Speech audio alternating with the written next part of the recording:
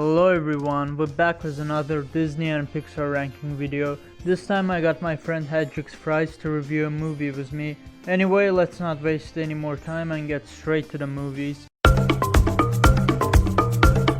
Dude, what the heck is this movie? I've seen several people praise Dinosaur, and after watching it, this might just be one of the worst ones yet.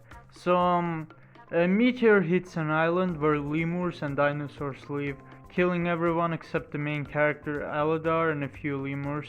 If y'all are wondering why a dinosaur is hanging out with lemurs, it's because they adopted him as a baby. After the meteor, they go on their way to find a new home, meeting new dinosaurs and facing challenges. Okay, firstly, we chose to add lemurs and dinosaurs into the same setting. Lemurs didn't even exist during that era. However, that's the least of my complaints. The animation here is not good, man. It's bad. Like, they just straight up took backgrounds from real life and blended them with ugly looking CGI characters. The characters here suck as well, I don't care for any of them. Alador is your generic protagonist who saves the day and stays optimistic. Meanwhile, the villain is just stupid. He doesn't listen to Alador and forces others to obey him. If we're talking about the story itself, it's really forgettable. I'll probably forget everything about this movie in a few months. I legit wanted to place this movie at the very bottom of the list, but the only thing I like is that it has a few serious moments.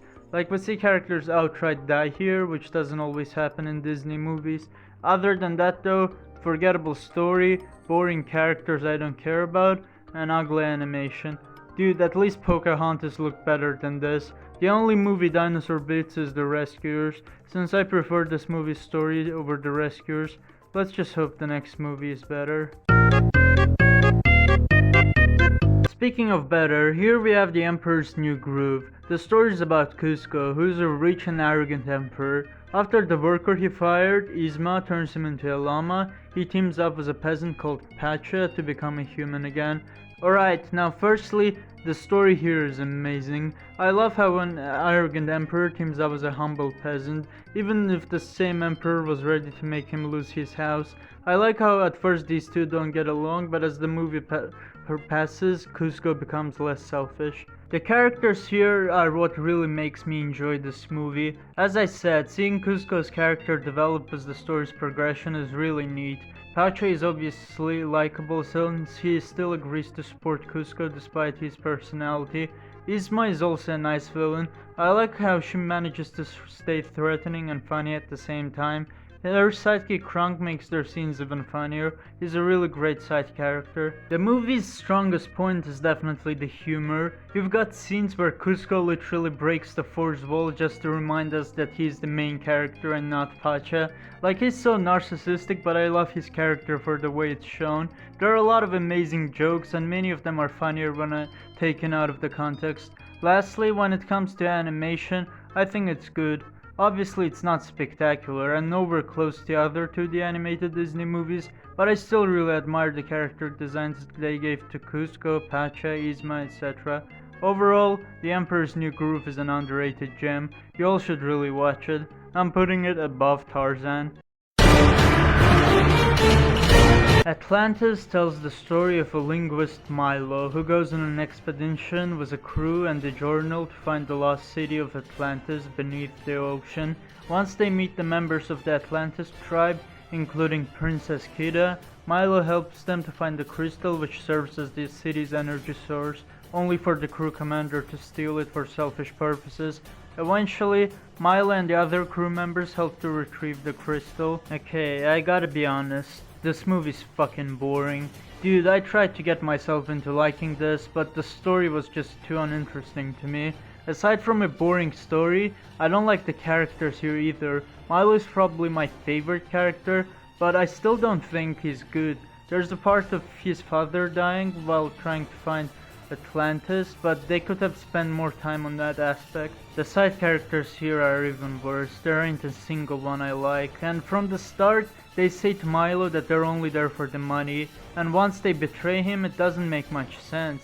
Like, how does a speech make them turn to Milo's side? The villain sucks, by the way. He's a selfish moron that just wants money. At least similar villains like the one from Tarzan were funny. Last thing I wanna mention is the animation. It's fine. Does it look amazing? No, it doesn't. The style looks very dull, if that's the way to put it, and the colors seem off-putting to me. I kind of like the designs they gave for tribe members, but that's all. Overall, Atlantis The Lost Empire sucks. I'll put it under Fantasia 2000. Okay y'all, get ready, cause Monsters Inc. marks the point where Pixar movies are gonna start destroying Disney movies. I don't know if this is a hot take, but I love Pixar movies more than Disney movies. The story takes place in Monstropolis, a city that gains energy by scaring human children. The top scarer, Sully, and his friend Mike accidentally get a human into the monster world, with their goal being to return her safely to the human world. Okay, firstly, I love the story here. The way the monsters scare humans is really unique. Like, I've never seen a movie where someone uses doors to travel into a different world, and the whole concept of monsters saving a human child is so cool. Like, at first they're scared of the child, Boo, but later the dude gets attached to her and protects her. The characters here are iconic, with my favorite one being Mike Wazowski. He's an amazing comical relief and has many nice moments. Apart from that, I like pretty much every character here. Sally's a loyal and protective character. His friendship with Boo feels genuine. The villain here is pretty good, trying to use Boo as a power source for Monstropolis. Although I find Randall as a better villain, I like his rivalry with Sully. There are also other funny characters like Rose and the Snowman. The humor here as a whole is fantastic. What adds up is the designs they used for the characters. The animation here looks awesome. Each monster has their own unique design that makes them stand out. I especially love some of the items they drew, like the Scream Meter. Last thing I want to mention is the ending, which I find to be amazing. The moment when Sally and Boo say goodbye is already sad, but the final scene where Mike reveals the door for Sally and he enters to meet Boo again, Jesus, it breaks my heart every time. The message in Monsters Inc. is also amazing, with laughter being a fear replacement. It shows the importance of positivity. Overall, I could make a separate video discussing all the pluses, but I think it's already crystal clear. Monsters Inc. is a masterpiece, and one of the best movies in this series. The only movie better than this is The Lion King, because I find The Lion King to be just a bit better. Still though, this is without a doubt one of the best movies yet. Let's move on to... Okay, so this cool YouTuber named Total Drama Martin sent me a message on Discord telling me to join his video and give my thoughts on Lilo and Stitch. And I think you guys should really subscribe to TD Martin if you haven't already. He's a great YouTuber, and I think in the future, he could become one of the top reviewers in the community. So if you haven't already, I recommend you guys to go down, click that like button, and subscribe.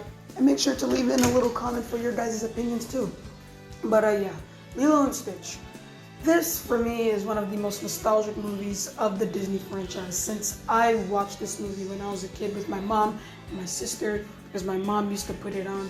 And honestly, I think rewatching it now for this video, it is an absolute classic.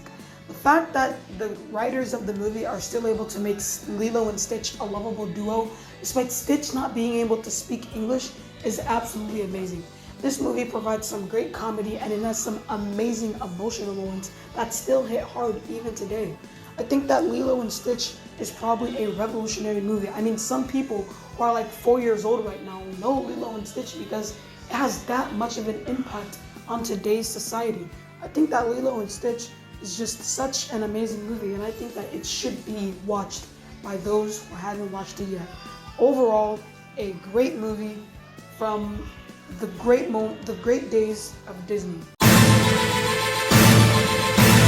Treasure Planet's an interesting one, since it's another one of those I expected to be bad. The story is based on the Treasure Island novel. The main character Jim finds a digital treasure map that leads to a treasure planet. He goes on a space voyage to the planet with Dr. Doppler and Captain Amelia, who face obstacles due to John Silver and his crew on the ship. Okay, first off I gotta address the elephant in the room, which is the animation, since it blends in CGI and 2D animation. Usually I don't mind when a movie uses CGI here and there, but when half of the movie is in 3D, that's a different case. Honestly, I think 2D animation here looks great. I love the various character designs, but the addition of 3D does not blend well. Some 3D shots look cool, but overall it's not good. Speaking of the characters, I like the main character. He has depth with his father leaving him, and I like how determined he stays to reach his goal of finding the planet. The villain here, aka Silver, is great too. I like how they immediately show that he's the villain, and how with time he becomes attached to Jim and cares for him. Honestly, Jim and Silver's relationship is the best part of the movie. Aside from those two, I like Dr. Doppler as a side character, but that's probably it. The story overall is good. I like the idea of treasure hunt in space using flying ships. I wouldn't say I love it, but I didn't feel bored like with Atlantis. My last complaint is probably the robot character they added somewhere close to the end. I think they used mostly CGI for his character, but my problem is that his addition as a comic relief was really unnecessary. Overall, Treasure Planet is surprisingly a good movie. It has a nice story, a few great characters, and great 2D animation. Sucks that it did poorly financially because of 3D animation getting more popular. Oh well, pretty good movie nevertheless, placing it above Alice in Wonderland. Okay, remember when I said Monsters Inc. is when Pixar starts overtaking Disney? Well, Finding Nemo is another great example of that. Finding Nemo follows Marlin, a nervous clownfish who goes on a journey to find his son Nemo after he gets captured by scuba divers. Along the way he teams up with a fish named Dory, who has short memory problems. Nemo and Dory go through different challenges to find Nemo, whilst Nemo tries to escape from a dentist's fish tank before his niece arrives. Okay, firstly, I'm sorry if the recap sounds weird, because there's a lot of stuff happening here. Like, Marlin literally swims through the whole ocean just to find Nemo. Firstly, I absolutely love the structure of the story. I really like both segments with Marlin and Dory in the ocean and Nemo in the fish tank with other fish. What I didn't mention is how both his wife and all of his kids except Nemo get killed in the movie's beginning, which is really strong way to start your movie. Like, it would make sense why Marlin would be so overprotective of his only son left, and why Nemo would get annoyed by that. When it comes to the characters, I really like Marlin and Dory. They're basically complete opposites of each other, but mixing them together in one journey works. I specifically love the scene towards the end when Marlin leaves Dory after he thinks Nemo is dead. She wants him to stay because she might forget him, but Marlin says he wants that to happen. Like, damn dude, that's really sad. In addition, I love all of the other characters they visit throughout the movie, like the sharks who try to stop eating fish and the turtles. Nemo is also a nice side character. I like when he gets resolute to escape from the fish tank after learning that his father is looking for him. The villain here is pretty weird because it's literally the dentist's niece who kills fish because of shaking them a lot. Like, she's a kid, she doesn't know she's harming them, but I assume Pixar made her as a comical villain rather than a serious one. Lastly, the animation here is amazing. The way the ocean is presented is very creative and clever. I like the movements of different fish, like the way they animated Nemo's fin and how expressive the smile the main shark has looks. Overall, like with Monsters Inc., there's a lot of things I could add, but it would make the video longer, so I summed up my main thoughts. Finding Nemo is an amazing movie. I'm putting it above The Little Mermaid.